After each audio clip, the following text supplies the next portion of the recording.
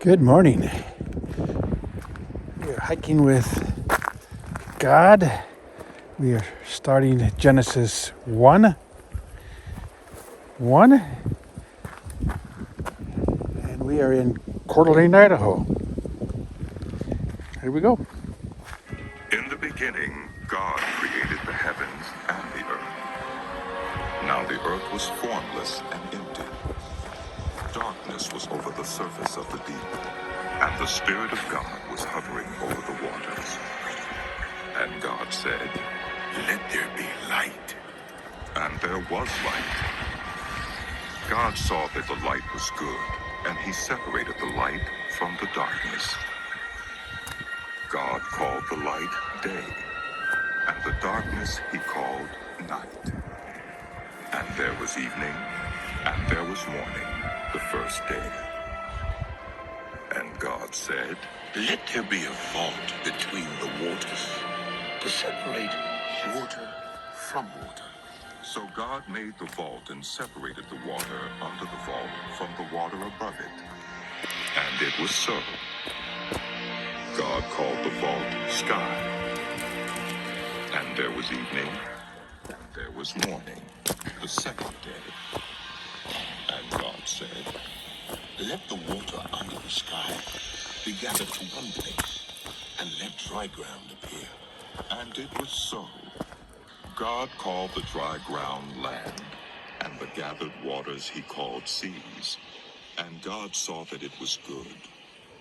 Then God said, "Let the land produce vegetation, seed-bearing plants, and trees on the land that bear fruit with seed in it, according to their various kinds." And it was so. The land produced vegetation, plants bearing seed according to their kinds, and trees bearing fruit with seed in it according to their kinds. And God saw that it was good. And there was evening, and there was morning, the third day.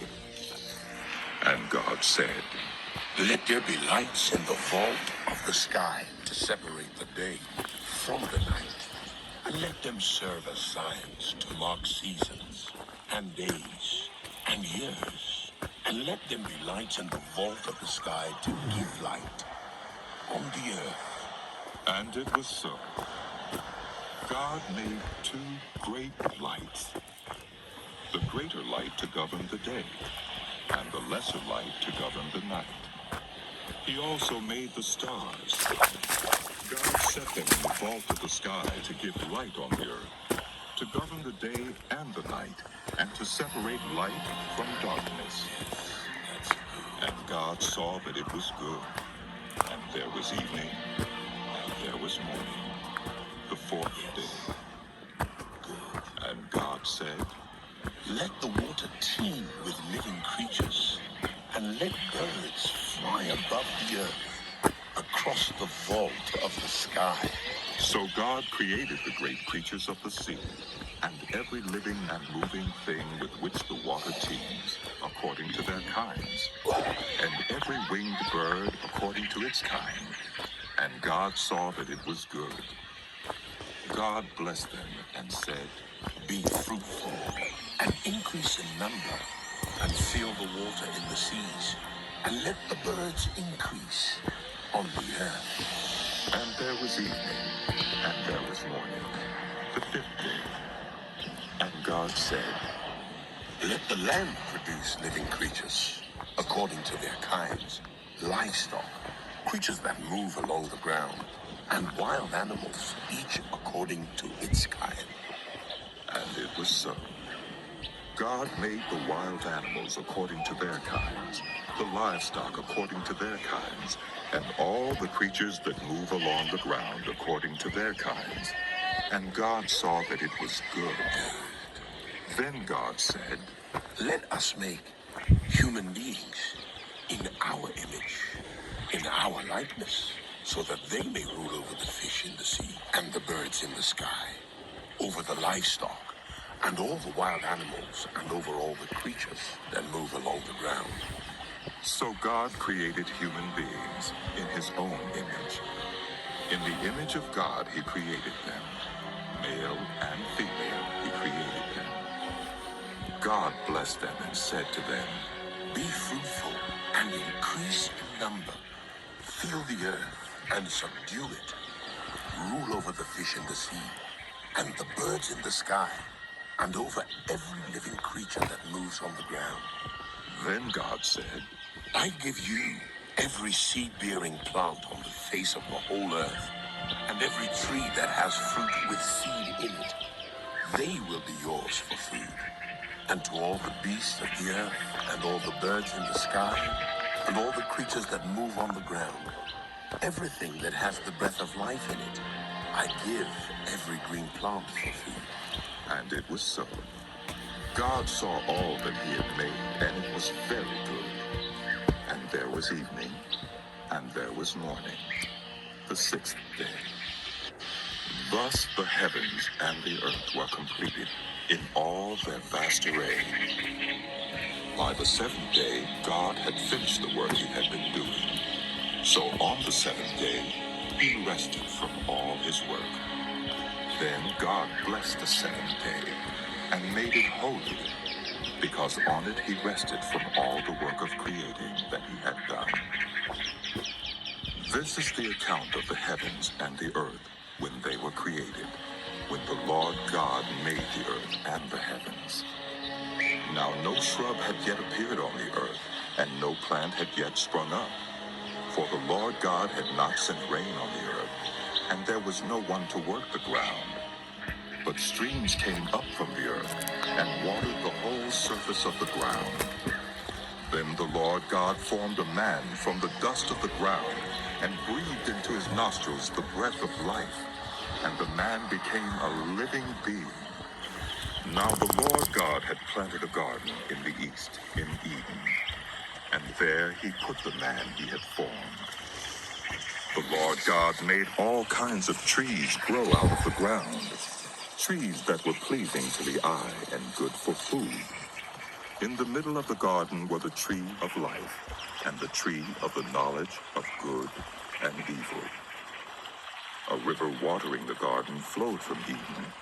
From there it was separated into 4 headwaters. The name of the first is the Pishon. It winds through the entire land of Havilah, where there is gold. The gold of that land is good. Aromatic resin and onyx are also there. The name of the second river is the Gihon. It winds through the entire land of Cush. The name of the third river is the Tigris. It runs along the east side of Asher. And the fourth river is the Euphrates. The Lord God took the man and put him in the Garden of Eden to work it and take care of it.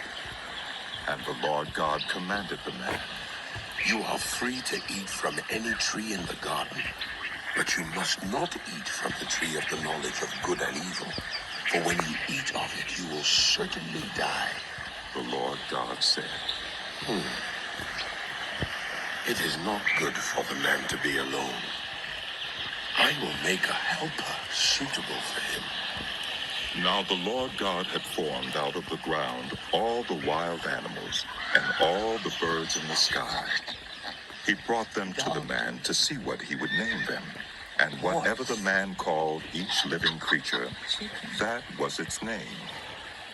So the man gave names to all the livestock, the birds in the sky, and all the wild animals. But for Adam, no suitable helper was found. So the Lord God caused the man to fall into a deep sleep. And while he was sleeping, he took one of the man's ribs, and then closed up the place with flesh. Then the Lord God made a woman from the rib he had taken out of the man, and he brought her to the man. The man said, "This is now bone of my bones and flesh of my flesh. She shall be called woman, for she was taken out of man."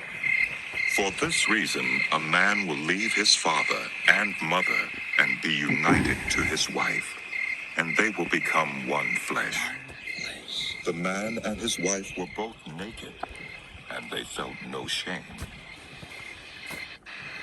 Now the serpent was more crafty than any of the wild animals the Lord God had made. He said to the woman, Did God really say you must not eat from any tree in the garden? the woman said to the serpent, We may eat fruit from the trees in the garden, but God did say, you must not eat fruit from the tree that is in the middle of the garden, and you must not touch it, or you will die. You will not certainly die, for God knows that when you eat of it, your eyes will be opened, and you will be like God, knowing good and evil. when the woman saw that the fruit of the tree was good for food and pleasing to the eye, and also desirable for gaining wisdom, she took some and ate it. She also gave some to her husband, who was with her, and he ate it. Then the eyes of both of them were opened, and they realized they were naked. So they sewed fig leaves together and made coverings for themselves. Then the man and his wife heard the sound of the Lord God as he was walking in the garden in the cool of the day. And they hid from the Lord God among the trees of the garden. But the Lord God called to the man, "Where are you?" He answered, I heard you were in the garden, and I was afraid because I was naked, so I hid. and he said, Who told you that you were naked? Have you eaten from the tree that I commanded you not to eat from? The man said, The woman you put here with me, she gave me some fruit from the tree, and I ate it. Then the Lord God said to the woman,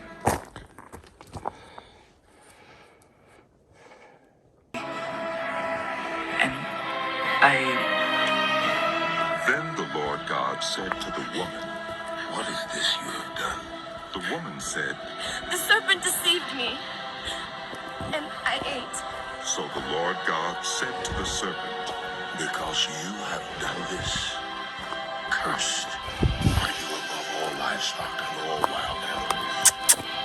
You will crawl on your belly, and you will eat dust all the days of your life.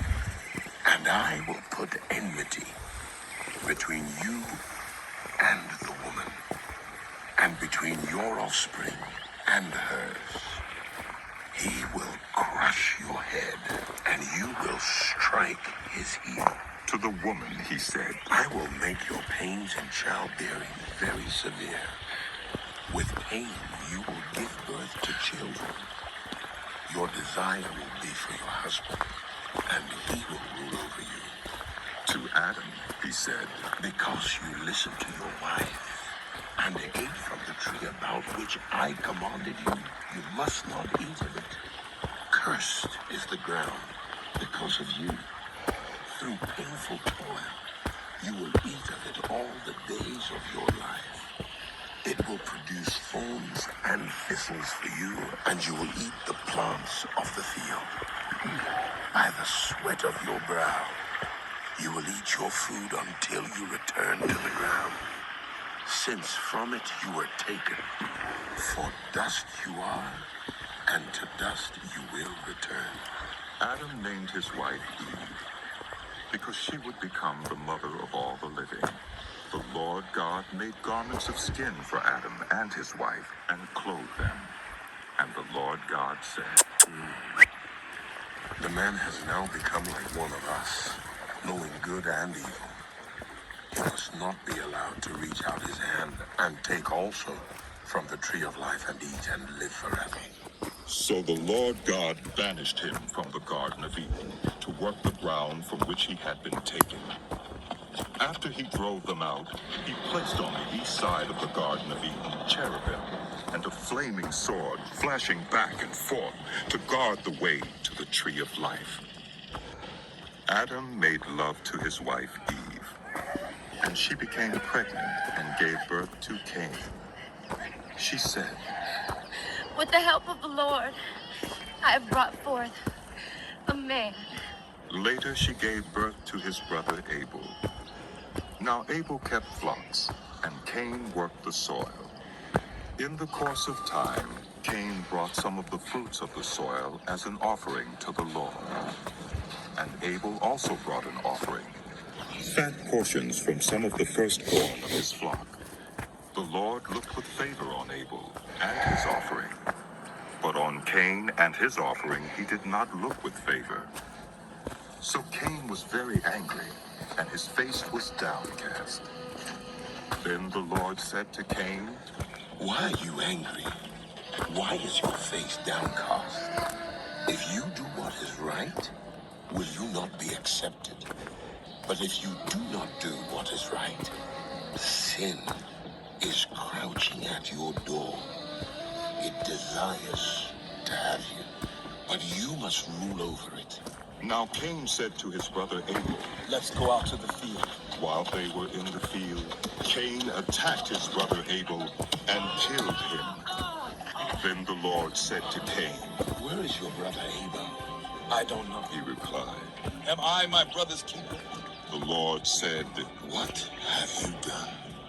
Listen, your brother's blood cries out to me from the ground.